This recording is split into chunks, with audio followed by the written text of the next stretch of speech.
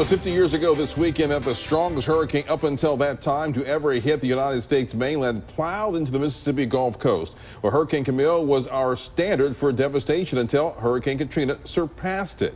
Our Walt Grayson has a story with a couple of people who rode out Camille 50 years ago and tells us what they remember. And Walt, do you remember Camille? Well, yeah, kind of.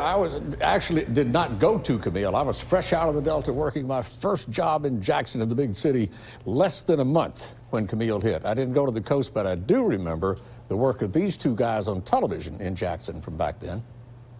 Hurricane Camille began as a tropical depression August 14th of 1969 and drifted north toward the Gulf Coast for several days, picking up strength.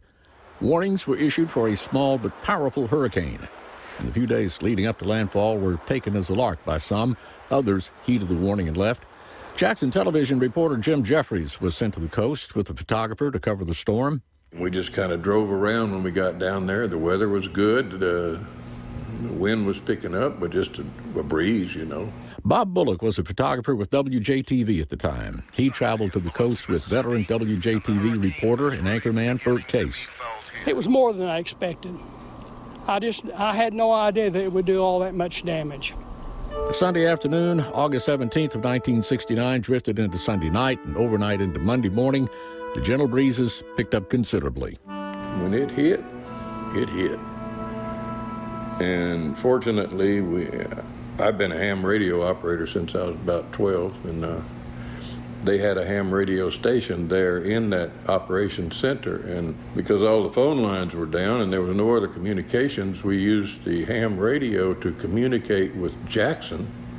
Finally, it took our antenna down for the ham radio thing, and I thought we were done. And of course, Jackson thought we were done too.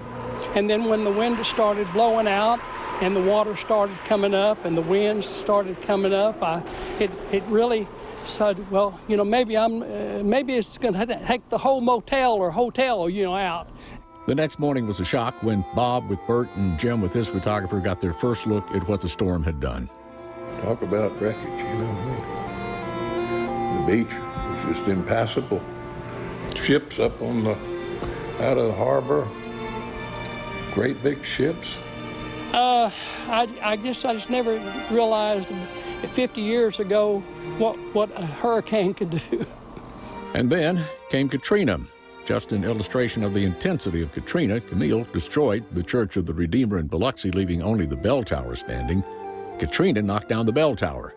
Well, today, the Camille Monument's been restored, and the place where the church stood, I guess you could call it sort of a monument to Katrina. Camille and Katrina both hitting essentially the same area of the Mississippi Gulf Coast and both leaving their scars and imprinting lifelong memories on those who experienced those storms. And to commemorate the storm's anniversary, MEMA is hosting various events along the Gulf Coast. The festivities start at 8:30 a.m. tomorrow with a flower ceremony to honor the 3 unidentified people who died during the storm. Then we'll end with a memorial at War Memorial Park in Pass Christian. Yeah, when you look back at that, I mean, it's just amazing when you think about what Camille did back then. Yeah. I think, tell you what's amazing, This was 50 years ago. Man, time flies. But this may shock you. Hurricane Katrina next year will be the 15th anniversary of Katrina. Oh, man, so time flies, you don't even have to be having fun. Yeah, but those two big storms have hit the coast and what it did to the state. Essentially right in the same spot, except Katrina was just humongously bigger. Oh, yeah. Just the damage the storms did, too. Yeah. Just unbelievable. It really is. It made an impression on me that I'll never forget. I mean, particularly covering Katrina when it was over with, because by that time I was in television, went from Pearlington all the way to Pascagoula. It took several weeks to do it, but it's amazing. It's still mind-boggling, the devastation that a storm can do. Yeah, exactly. All right.